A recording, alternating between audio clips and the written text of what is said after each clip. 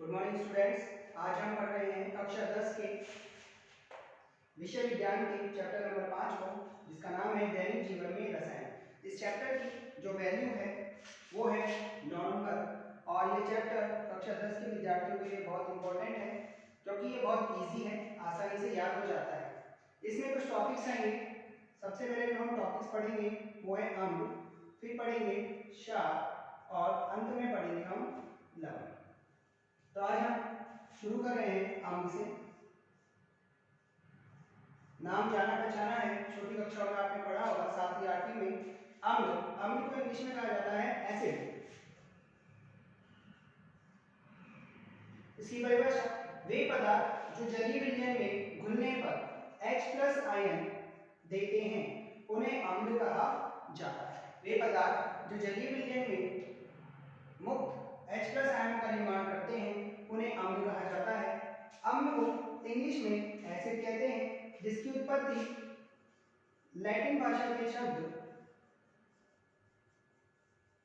Acid से हुई है, जिसका अर्थ होता है खट्टा। इसलिए अम्ल जो होते हैं वो स्वाद में खट्टे होते हैं।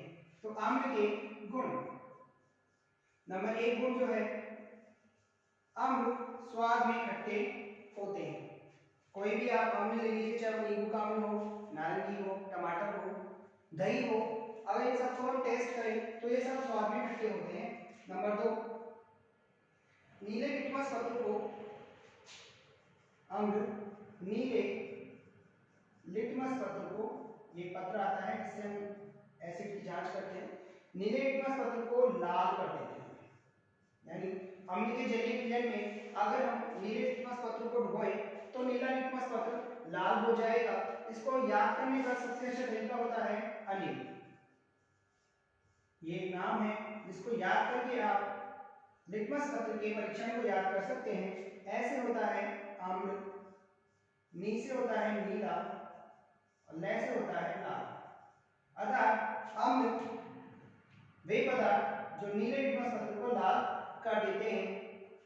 नंबर 3 टॉपिक, अगर हम अम्ल को जलीय विलयन में घोल देते हैं तो इनका जलीय विलयन विद्युत का सुचालक बन जाता है। विद्युत का सुचालक बन जाता है। नंबर 4, इनकी पीएच का मान, पीएच का मान सदैव 7 से कम होता है। जब हम पीएच पढ़ेंगे तब आपको और अच्छे से समझाएंगे। अभी फिलहाल इतना याद रखें कि पीएच का मान 7 से कम होता है। तो अम्लीय गुण हो गए, स्वाद में खट्टे होते हैं, नीले लिटमस पत्र को लाल कर देते हैं, विद्युत के सुचालक होते हैं और पीएच का मान 7 से कम होता है। क्षार, जिस तरह अम्ल जलीय विलयन में H+ आयन का निर्माण करते हैं, उसी प्रकार क्षार जलीय विलयन में OH- आयन का निर्माण करते हैं। इन्हें अंग्रेजी में बेस कहते हैं।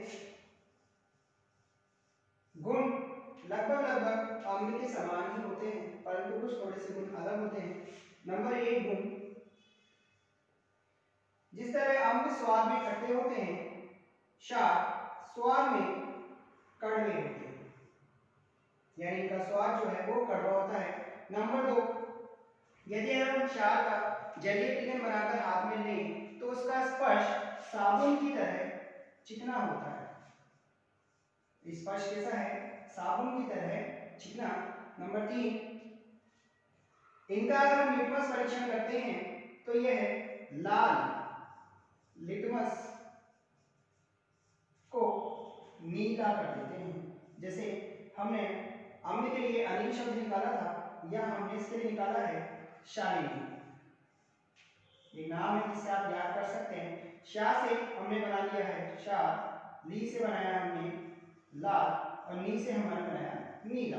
अर्थात वे पदार्थ जो लाल लिटमस पत्र को नीला कर देते हैं क्षार कहलाते हैं।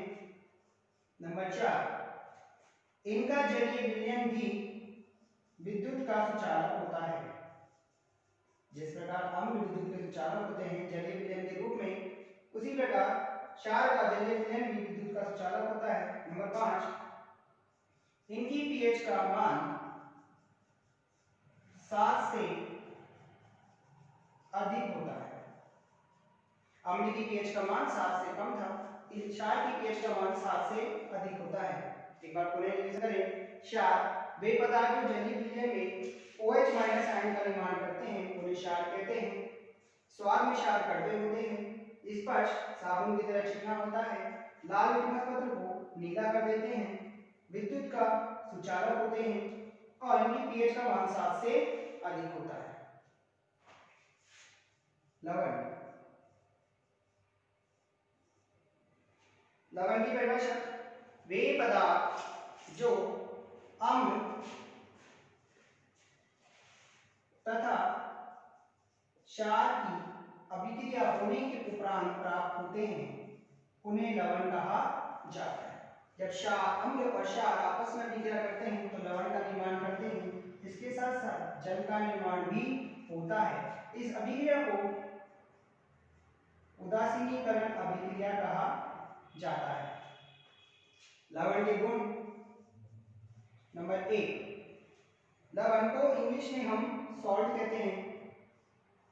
सॉल्ट से आप समझ गए कि नमक होता है, तो नमक का स्वाद होता है नमकीन, तो इनका स्वाद नमकीन होता है यानी नमक की तरह होता है। नंबर 2, लिटमस पत्र पर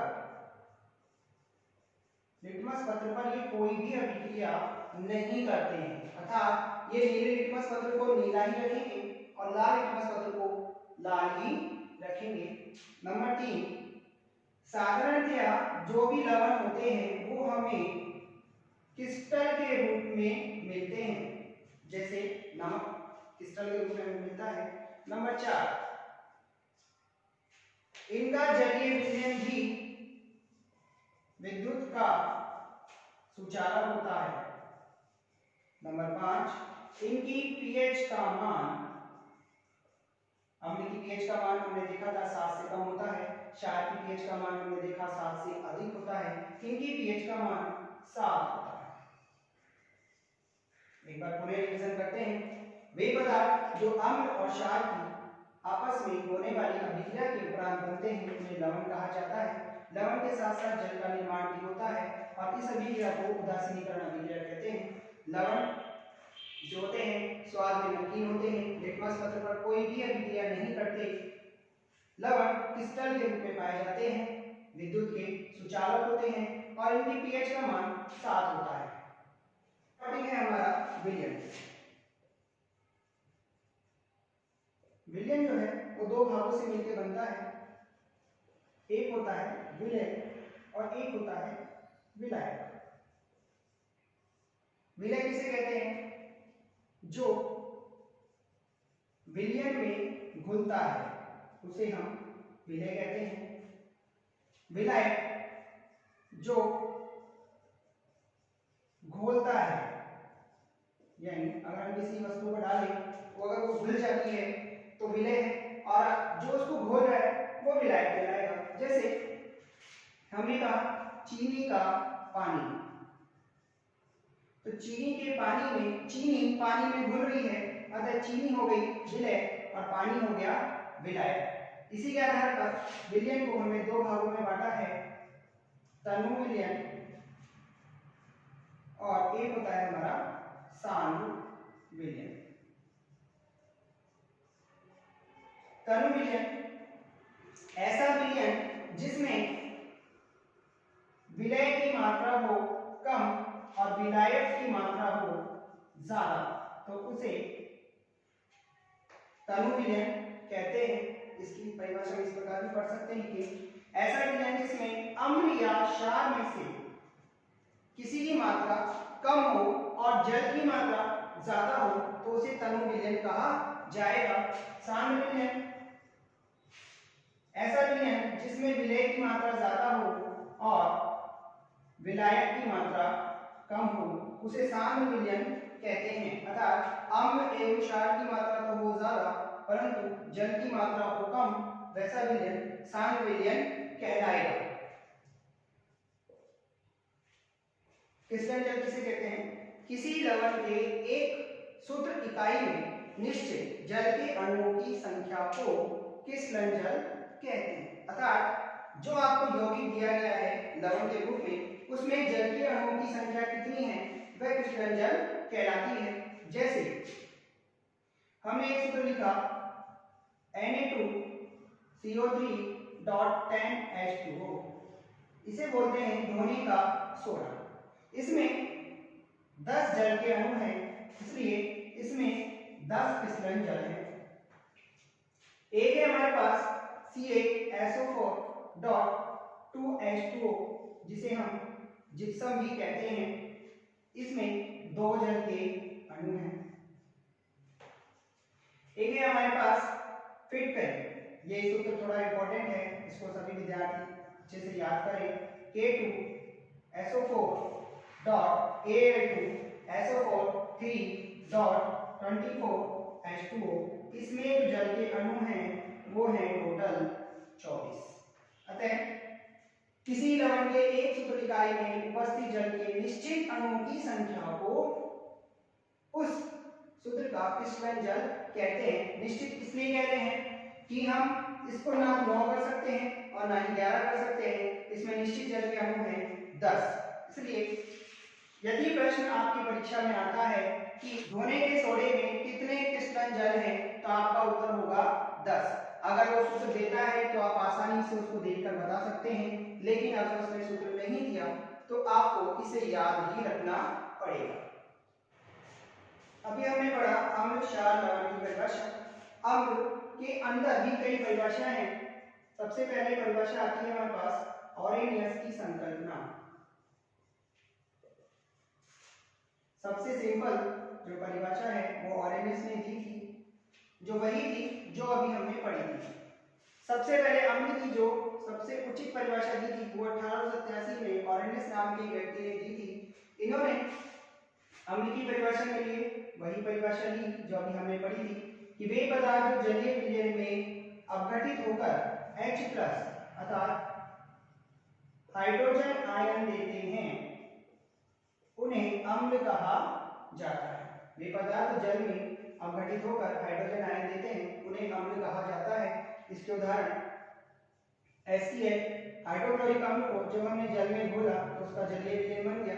यह अपघटित होकर H+ एवं Cl- आयन का निर्माण करेगा। HNO3 नाइट्रिक अम्ल का जलीय विलयन हमने बनाया तो H+ और साथ में NO3-।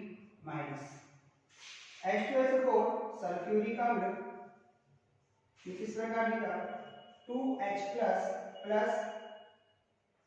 SO4-2। यह हमने 2 इसके पहले इसलिए लगाया है क्योंकि जो हाइड्रोजन की संयोजकता होती है वो +1 होती है, +2 नहीं हो सकती, इसलिए हमने 2 यहाँ लगाकर यहाँ लगाया है।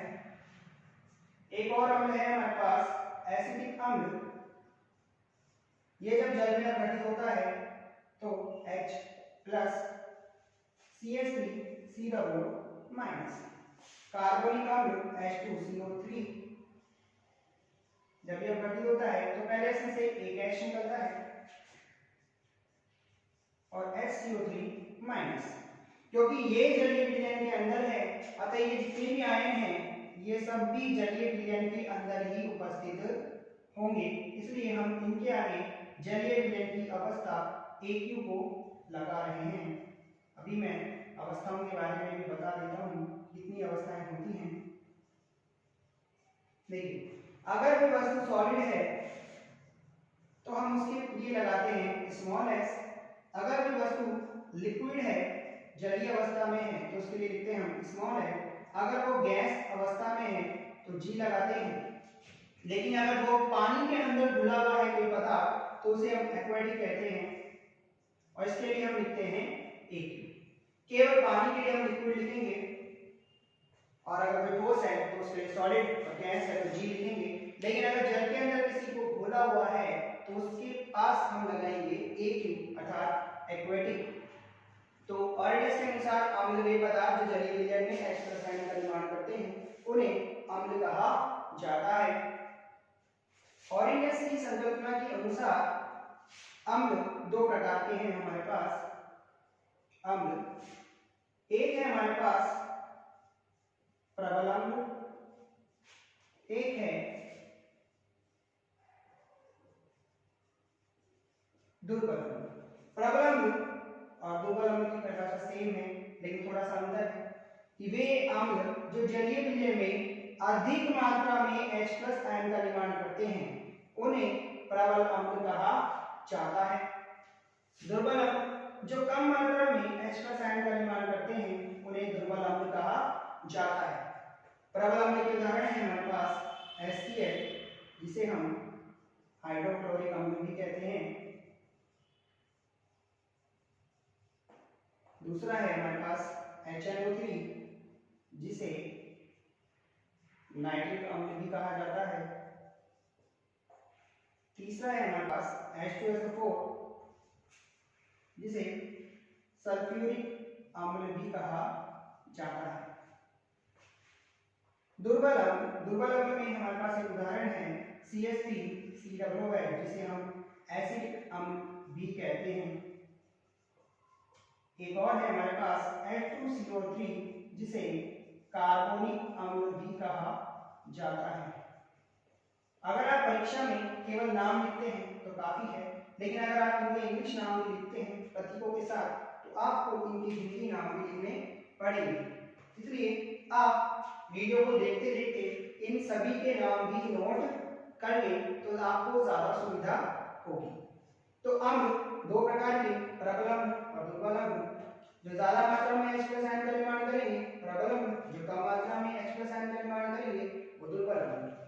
प्रबल अम्ल के उदाहरण HCl, HNO3, H2SO4, दुर्बल के CH3COOH और H2CO3 आयन का निर्माण करते हैं उन्हें क्षार कहा जाता है। KOH जब हमने इसे जलीय विलयन जल में घोला तो किस प्रकार आयनों में टूटेगा, K+OH- अवस्था लिख देंगे AQ। NOH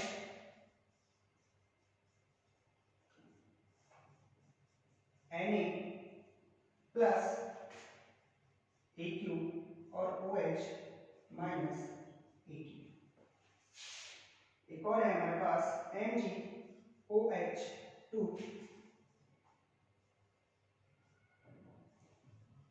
Mg+2OH-2, ये भी जलीय और ये भी जलीय। अर्थात वे पदार्थ जो जलीय विलयन में OH- आयन का निर्माण करते हैं उन्हें ऑरेनियस क्षार कहा जाता है। ऑरेनियस की संकल्पना के अनुसार जिस प्रकार अम्ल दो प्रकार के होते हैं, क्षार भी दो प्रकार के होते हैं। एक होते हैं दुर्बल क्षार और एक होते हैं प्रबल क्षार। प्रबल क्षार अधिक मात्रा में OH- आयन का निर्माण करते हैं, जबकि दुर्बल क्षार कम मात्रा में OH- आयन का निर्माण करते हैं। उदाहरण हमारे पास दो प्रबल क्षार हैं NaOH जिसे हम कहते हैं सोडियम हाइड्रोक्साइड, दूसरा है हमारे पास KOH जिसे कहते हैं हम पोटेशियम हाइड्रोक्साइड।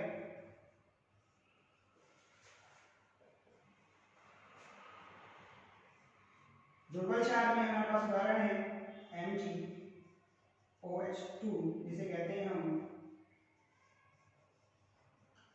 मैग्नीशियम हाइड्रोक्साइड,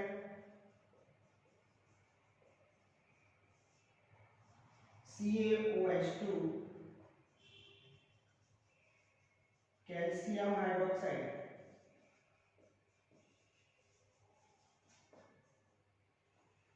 ऐसे बहुत सारे उदाहरण हैं दुर्बल क्षार के जो आपको आपकी पुस्तक में मिल जाएंगे। तो क्षार जो जलीय विलयन में OH- आयन का निर्माण करते हैं दो प्रकार के होते हैं। प्रबल क्षार जो अधिक मात्रा में OH- आयन का निर्माण करते हैं, दुर्बल क्षार जो कम मात्रा में OH- आयन का निर्माण करते हैं।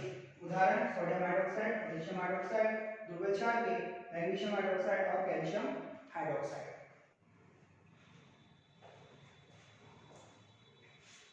अम्ल की दूसरी संकल्पना है हमारे पास ब्रोंस्टेड-लोगी संकल्पना। ब्रोंस्टेड-लोगी संकल्पना के अनुसार अम्ल वे पदार्थ होते हैं जो प्रोटॉन देते हैं, प्रोटॉन अर्थात H+ देते हैं, उन्हें हम अम्ल कहते हैं। क्षार वे पदार्थ होते हैं जो प्रोटॉन H प्लस लेते हैं। अर्थात जब अम्ल प्रोटॉन H प्लस दे देता है तो क्षार उस प्रोटॉन H प्लस को ग्रहण कर लेता है। इसे एक उदाहरण से समझते हैं। H2O plus NH3। H2O एक H प्लस देगा और उस H प्लस को NH3 ग्रहण करेगा और ये हो जाएगा NH4 प्लस H2O ने क्योंकि एक H प्लस प्रोटॉन दिया है तो एक की कमी होगी, ये हो जाएगा OH माइनस। यहाँ जब अम्ल की तरह व्यवहार करता है और जब ये H प्लस दे देता है तो यह संयुग्मी क्षार का निर्माण करता है।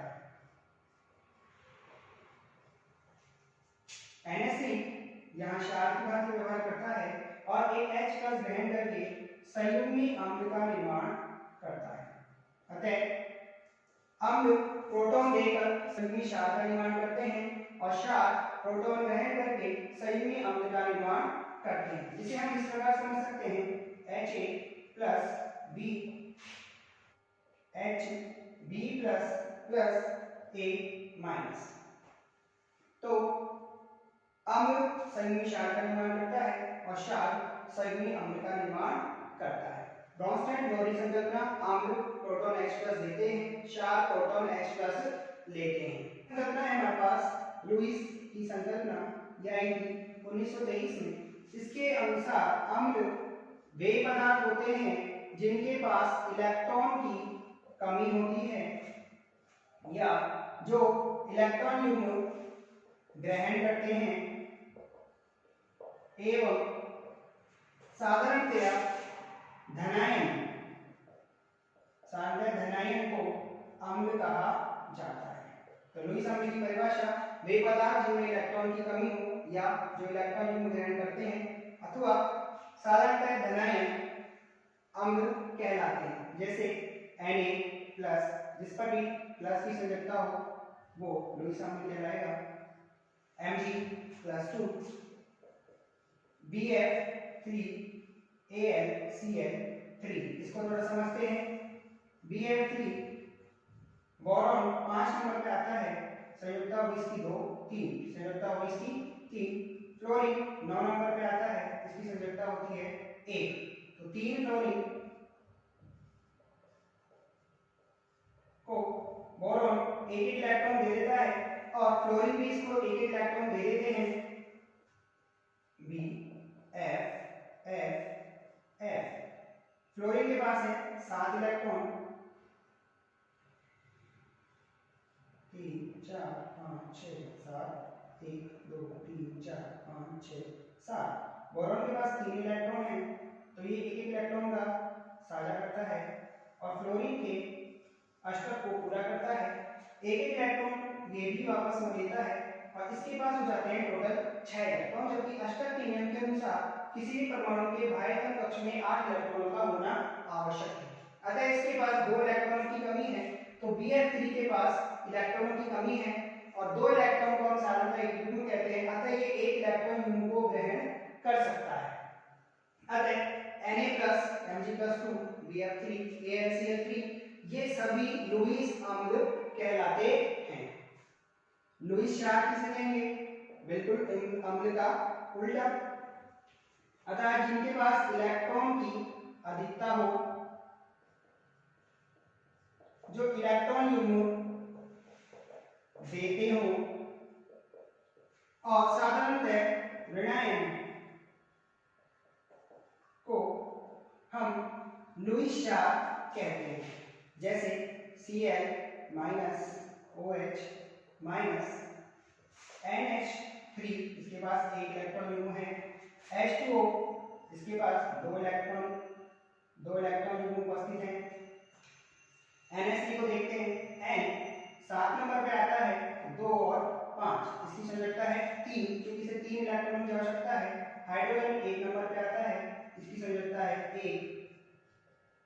N इनको तीनों को ही एक एक इलेक्ट्रॉन देता है और एक एक इलेक्ट्रॉन इनसे लेकर साझेदारी करता है। इस प्रकार करता है।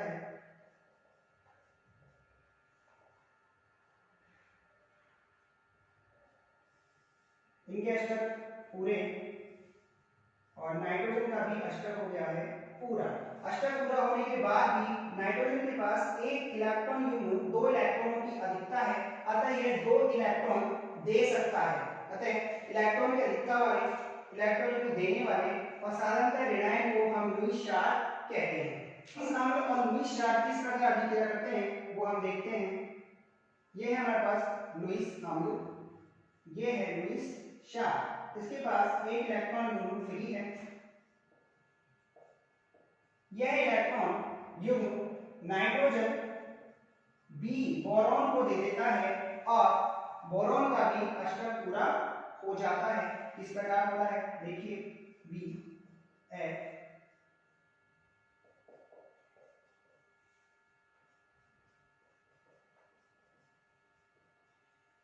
क्योंकि इसके पास 2 इलेक्ट्रॉन फ्री पड़े हैं, यहाँ पर एक इलेक्ट्रॉन की कमी थी, हम पूरा नहीं बना रहे हैं क्योंकि इसको बनाने से इसका अष्टक पूरा दिख रहा है हमें। अब ये 2 इलेक्ट्रॉन जो हैं बोरॉन नाइट्रोजन से ले लेता है परंतु साझेदारी नहीं करता।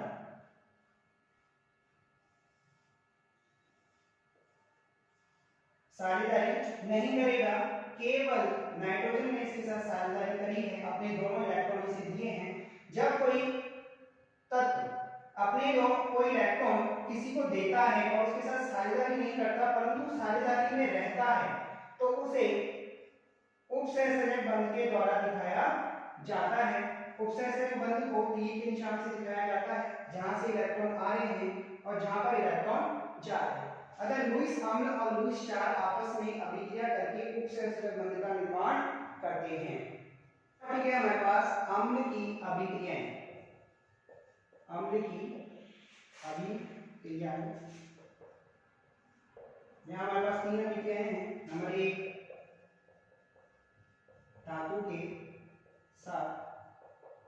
धातु के साथ अम्ल, HCl हमने लिया, हाइड्रोक्लोरिक अम्ल, धातु हमने ली है सोडियम। अम्ल धातु के साथ अभिक्रिया करके लवण का निर्माण करते हैं और हाइड्रोजन गैस का निर्माण करते हैं। कोई सी भी धातु हो, किसी भी प्रकार का अम्ल हो, दोनों अभिक्रिया करके लवण और हाइड्रोजन गैस का निर्माण करेंगे। नंबर 2 धातु ऑक्साइड के साथ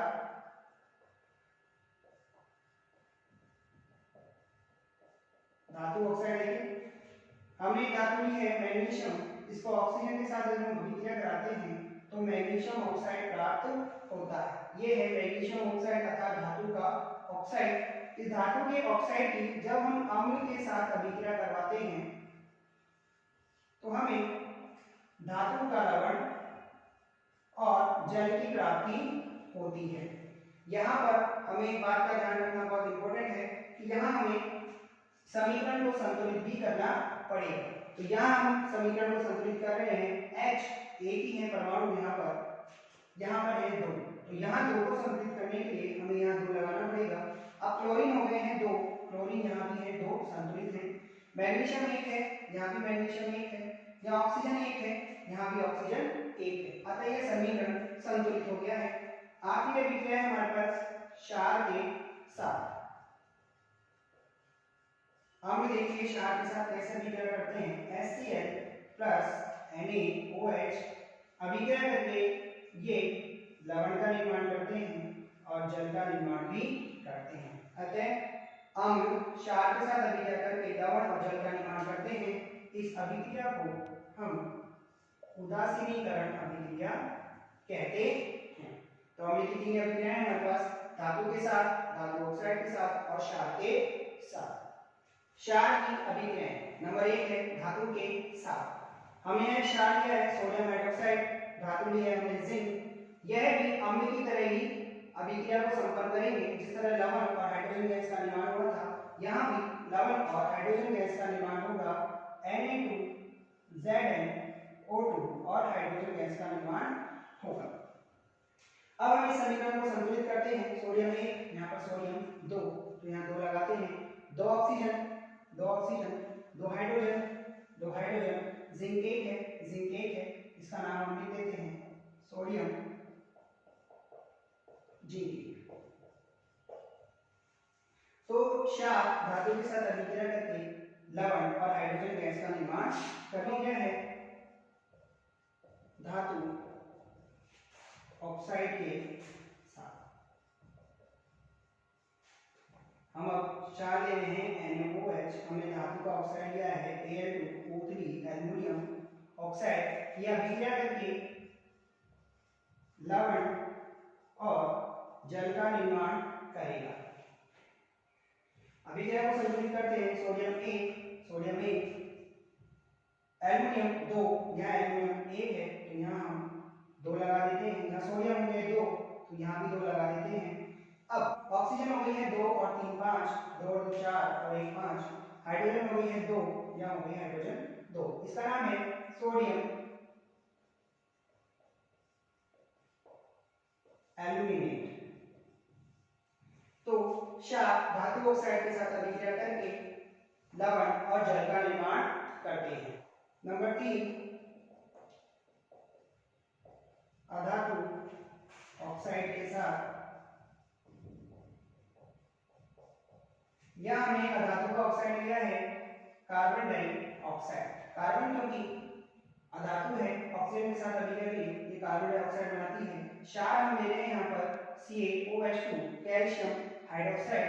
यह अभिक्रिया करके CaCO3 प्लस H2 थर्ड क्षार अधातु ऑक्साइड के साथ अभिक्रिया करके लवण और जल का निर्माण करते हैं। इसका नाम है कैल्शियम कार्बोनेट। समीकरण को संतुलित करेंगे। कैल्शियम 1 ऑक्सीजन 2 और 2 4, 3 और 1 4, हाइड्रोजन 2 कार्बन 1 और कार्बन 1। चौथी अभिक्रिया है हमारे पास अम्ल के साथ। अम्ल ले रहे हैं हम HCl, क्षार है हमारे पास NaOH। अभिक्रिया करने पर हमें प्राप्त होगा NaCl प्लस H2 अर्थात क्षार और अम्ल अभिक्रिया करके लवण और जल का निर्माण करते हैं। इसे उदासीनीकरण अभिक्रिया कहते हैं। अगला टॉपिक है हमारे पास pH स्केल। pH स्केल क्या है? हमने बहुत बात की कि H प्लस आयन का निर्माण होता है, OH माइनस आयन का निर्माण होता है। पर अवलोकन में भी कहा कि अधिक मात्रा में बनते हैं। दुर्बल में हमने कहा कि H प्लस आयन कम मात्रा में बनते हैं। तो आखिर उसको गणना कैसे की जाए? तो किसी विलयन में उपस्थित H प्लस आयनों की संख्या ज्ञात करने के लिए एक स्केल बनाया गया जिसे pH कहा जाता है। pH में हमारे पास दो शब्द हैं P और H। P को लैटिन भाषा में पोटांस कहा जाता है, जिसे अंग्रेजी में हम बोलते हैं पावर और हिंदी में कहते हैं इसे शक्ति। H को बोला जाता है हाइड्रोजन आयन। अर्थात हाइड्रोजन आयन की शक्ति किसी विलयन में कितनी है वह उसकी pH कहलाएगी। इसकी खोज 1909 में SP सोरेनसन नाम के व्यक्ति ने की थी।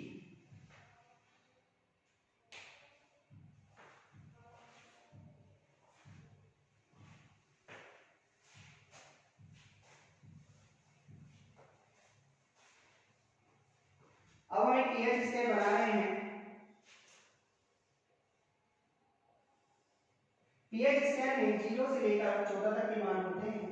7 जो होता है वो इसका सेंटर होता है अर्थात मध्य मान होता है जो 7 है। 0 से 14 तक की हम एक लाइन खींचते हैं। ऊपर के मान इसके H प्लस कहलाते हैं और नीचे के मान इसके OH माइनस कहलाते हैं। जैसे जैसे हम 0 से 14 की तरफ बढ़ते जाते हैं pH का मान बढ़ता जाता है, परंतु अम्लीय प्रकृति घटती जाती है और क्षारीय प्रकृति बढ़ती जाती है। इसी प्रकार अगर हम 14 से वापस 0 की तरफ आते हैं तो अम्लीय प्रकृति बढ़ती जाएगी और क्षारीय प्रकृति घटती जाएगी। 0 सर्वाधिक अम्लीय को दर्शाता है,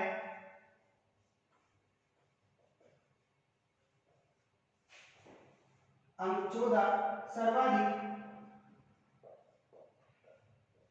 क्षारीयता को दर्शाता है और 7 उदासीन विलयन की प्रकृति को दर्शाता है। अतः pH स्केल में 0 से लेकर 14 तक के मान होते हैं। 0 अत्यधिक अम्लीय, 14 अत्यधिक क्षारीय और 7 उदासीन विलयन की प्रकृति को दर्शाता है। अब कुछ विभिन्न पीएच के मान पढ़ेंगे जो हमारे लिए परीक्षा से संबंधित हैं और हमारे लिए महत्वपूर्ण भी हैं। नंबर 1 है हमारे पास जठर रस, जो पेट में मिलता है, इसे HCl कहा जाता है। इसकी पीएच का मान होता है 1.2।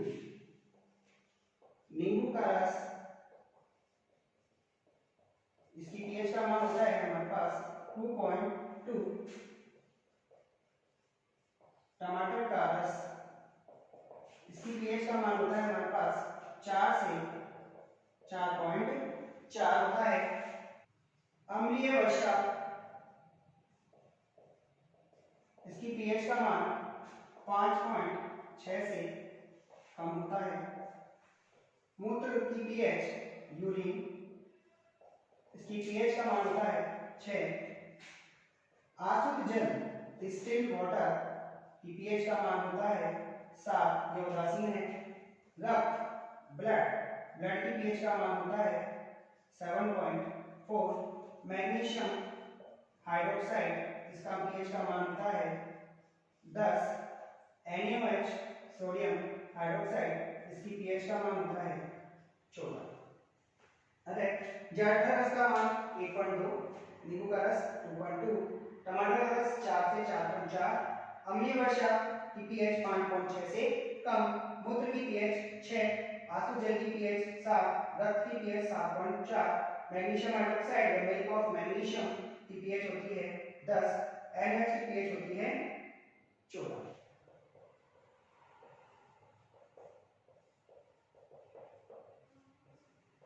अब कुछ महत्वपूर्ण अम्ल और उनके स्रोत कि हमें अम्ल कहां से प्राप्त होते हैं। एसिडिक अम्ल, यह हमें प्राप्त होता है सिरका से। सिट्रिक अम्ल या जिसे एस्कॉर्बिक अम्ल भी कहा जाता है, वह हमें खट्टे पदार्थ से प्राप्त होता है, जैसे नींबू, संतरा, नारंगी, मौसमी आदि। टार्टरिक अम्ल, यह हमें मिलता है इमली से। ऑक्सैलिक अम्ल, ये हमें मिलता है टमाटर से। और लैक्टिक अम्ल या लैक्टिक एसिड, ये मिलता है हमें खट्टे दूध से अर्थात दही से। खट्टे दूध या दही से। ये कुछ अम्ल हैं जो हमारे लिए महत्वपूर्ण है, परीक्षा से संबंधित है भी हैं, तो इन्हें हमें याद करना आवश्यक भी है। एसिडिक अम्ल सिरका से, सिट्रिक अम्ल नींबू, संतरा, मौसमी, नारंगी से, टार्टरिक अम्ल हमें इमली से प्राप्त होता है, ऑक्सैलिक अम्ल टमाटर से, और लैक्टिक एसिड हमें खट्टे दूध से प्राप्त होता है। कोई भी लवण किस प्रकृति का है, यह हमें बहुत ही सरल तरीके से मालूम हो सकता है। लवण 3 प्रकार के होते हैं। एक होते हैं उदासीन लवण, एक होते हैं अम्लीय लवण, एक होते हैं क्षारीय लवण। अगर परीक्षा में आपको कोई सी यौगिक का सूत्र दे दे और आपसे पूछे कि दिया गया यौगिक किस प्रकार का लवण है, तो आपको किस प्रकार ढूंढना है। देखिए, अगर अम्ल प्रबल है और उसके साथ अभिक्रिया में क्षार भी प्रबल है, तो लवण उदासीन होगा। यदि अम्ल दुर्बल है और क्षार भी दुर्बल है, तो भी लवण उदासीन होगा। इसका उदाहरण हम देख लेते हैं। HCl प्रबल अम्ल, NaOH प्रबल क्षार, ये बन जाता है हमारे पास NaCl प्लस H2O। अम्लीय लवण, अम्ल प्रबल हो और क्षार दुर्बल हो, तो ये बनता है हमारा अम्लीय लवण। अम्लीय लवण के लिए हम दे रहे हैं HCl, क्षार हम ले रहे हैं CaOH2, ये बनेगा CaCl2 प्लस H2O। ये जो लवण हमें प्राप्त हुआ है, ये अम्लीय लवण होगा। क्षारीय लवण में अम्ल दुर्बल होगा और क्षार प्रबल होगा। दुर्बल अम्ल ले रहे हैं हम एसिटिक एसिड, प्रबल क्षार ले रहे हैं हम NaOH, जो लवण बनेगा वो होगा सोडियम एसीटेट और जल का निर्माण होगा। अब इनकी पीएच के बारे में बात कर लेते हैं। उदासीन लवण की पीएच का मान सदैव 7 होगा, अम्लीय लवण की पीएच का मान सदैव 7 से कम होगा और क्षारीय लवण की पीएच का मान सदैव 7 से अधिक होगा। हमने कक्षा 10 के चैप्टर 5 दैनिक जीवन में रसायन के महत्वपूर्ण टॉपिकों को समझा दिया है। अब आपकी जिम्मेदारी बनती है कि आप इसे अच्छे से याद करें और 9 नंबर में से अधिक अंक लाने की कोशिश करें। अगर आपको किसी टॉपिक को दोबारा समझना हो या उससे संबंधित कोई बात पूछनी हो तो आप हमें कमेंट कर सकते हैं। कमेंट बॉक्स में कमेंट कर दीजिएगा, उसका आंसर आपको तुरंत मिल जाएगा।